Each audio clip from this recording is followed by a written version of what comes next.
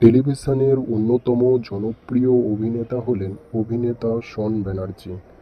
শেষ রোশনাই ধারাবাহিকে তাকে দেখা গিয়েছিল। তারপর থেকে টেলিভিশন থেকে দীর্ঘ বিরতি নিয়েছিলেন তিনি। কার কোনো নতুন ধারাবাহিকে তাকে দেখা যায়নি, কিন্তু এবার শোনা যাচ্ছে স্টার জলসার হাত ধরে আবারও তিনি পর্দায় ফিরতে চলেছেন।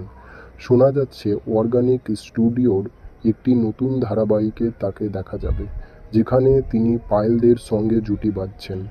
এটি হতে চলেছে স্টার প্লাসের সৈরাভ ধারাবাহিকের বাংলা সংস্করণ। সৈরাভ ধারাবাহিকটি মূলত লীনা গঙ্গোপাধ্যায়ের প্রোডাকশনের আন্ডারেই চলে। এবার আবারও বাংলা টেলিভিশন তার গল্প দেখা যাবে।